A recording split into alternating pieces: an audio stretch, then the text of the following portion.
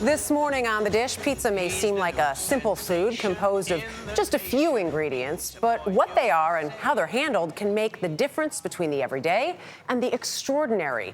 That describes the pies produced at one New Jersey restaurant that's gotten some incredible praise in the press and inspired a new cookbook, The Joy of Pizza: Everything You Need to Know. Dan Richer, the man behind it, sat down with me in his Jersey City spot to talk about all the bliss. What isn't there to love about pizza? Nothing. It's pure happiness. That is the essence of Dan Richer's new cookbook, filled with lessons learned creating his own pies here at his Jersey City restaurant, Razza Pizza Artigianale. I want it to be the best bite of pizza that they ever have, and this becomes their barometer for pizza. With his recipes, home cooks can become pizziolas. This is how we launch a pizza into a wood-fired oven. QR codes even lead readers to instructional videos by Richer himself. Take one corner and pull it over itself and just gently pat it in the middle. Because there's only so much you can learn by reading words. This is a very tactile experience. When I was learning pizza making and bread baking, I was reading books, and I always wished that I had a master bread baker right next to me. Now you can. Saying, you need to work it a little bit more, you know? And then we're gonna coax it out of the dough tray. I joined Richer in the Razza kitchen for a few pointers. 12 o'clock. It all starts with the dough, kneaded with a soft touch. With the amount of pressure that you would tap somebody on the back. Then stretched just so. Okay? And then just pull your hands apart. Next, the toppings. Just under a ladle of tomato sauce, 70 grams of fresh mozzarella, and 24 pepperoni slices. What happened when it was 25? It's too much. Getting it into the wood-fired oven is harder than it looks. Go in. I spoke too soon. Assist. Yes, assist, please. Do it. Yeah. Yes. Champion. Yes. That I got. The top of the oven should be a little bit warmer. But the real test is judging the pie according to Richer's 56-point pizza evaluation rubric. That means when a guest takes a bite of this, it's not going to fall apart. It's not going to fall apart, okay? Beautifully baked, structurally sound pizza.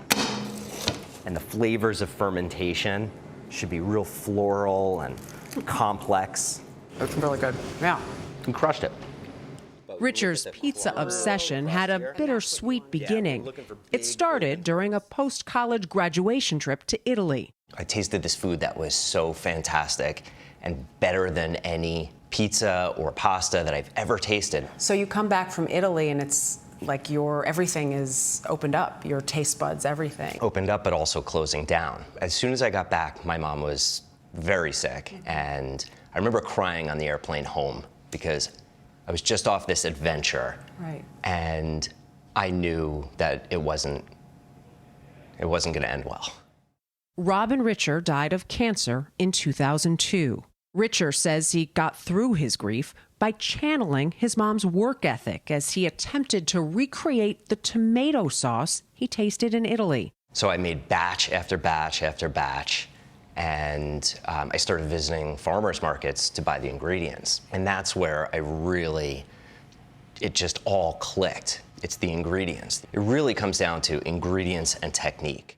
Eventually, Richer raised enough money to buy a failing restaurant where he worked at perfecting pasta before turning his attention to pizza. But pizza is alive. It's a living, breathing thing until it's consumed. Because what makes pizza is that it's bread. So I started studying bread making and learning about fermentation. So we have to understand the science in order to create a really amazing pizza on a consistent basis. In 2012, Richer opened Razza, serving up artisanal pizza so good it soon earned this headline in the New York Times: "The best pizza in New York is in New Jersey." It was important because it broke through the location factor. If you put me in Arizona or Arkansas, I'm gonna make fantastic pizza because your location does not dictate its merits. Richer made us some of that fantastic pizza, like the Project Hazelnut, with hazelnuts from blight-resistant trees developed by his alma mater, Rutgers University. I love this. Next, the fungi, featuring chanterelle and maitake mushrooms.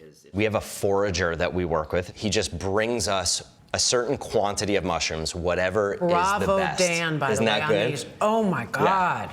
The guancia is Richard's love letter to Rome. Yeah, we sat with a piece of guanciale, a caliper, which is a measuring device for very specific thicknesses. We cut 12 different size pieces, and we got just the right one so that the edges get a little bit crispy, but the bottom of it stays a little pliable. The perfect saltiness, too. It's a journey in taste, much like the creation has been for Richard. He writes this of pizza in his book. No other food is so perfect in its imperfections, so forgiving on its way to mastery. And the joy is in the journey for me. Of creating whatever that pizza is. Of learning and meeting people along the way. This is a flour miller, a wheat grower, a mushroom forager, a cheese maker. We just put it together. Your obsessions keep channeling to new things. What's the next obsession after pizza, or does it stay with pizza? There's always something to learn in the process. Always. It's never going to be finished until I shut this restaurant down. And I hope he never shuts the restaurant down. The pizza's delicious. It doesn't, obviously, I can get it here. Meatballs are wonderful also, and he recreates the taste from Italy in this chickpea salad. So do enjoy that, because I love you all. I loved crushed. Yeah, crushed red pepper, which is delicious. Throw it also. on there. Good stuff. We will be right back.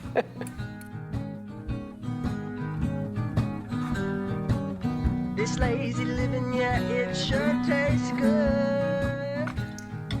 For those of you still with us, you get to watch us eat. Yeah. This book, actually, I really want to say what's amazing about it. I've tried making pizza with my stepson, with Jack, and it's hard sometimes. And it was what Dan said. You think you can understand words, but this has QR codes so you can actually see the videos to it. And look at this shot. With his daughter, adorable. That's cool. Oh, that's beautiful. So adorable, isn't it?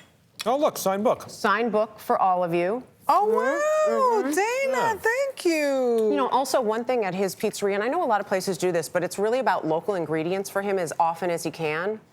And he touched on this a little in saying that it's the journey, but he likes the fact that he has a cheesemaker that's nearby, and he doesn't just get the cheese from him. He then sees other restaurants using that cheese. This cheese. And you're helping that area. Anything that's fresh, anything that you can get, that to him is a good ingredient. It is so Pizza's delicious. so great. I A lot know. of times on Saturday, right after the show, I'll take my son to a pizza place, and we have our weekend pizza meal together, and it's just like a great, I mean... Oh, Jeff. Yeah, it's like it's a pizza bonding Fantastic. time. Yeah. Yeah, I just love the headline, the best pizza.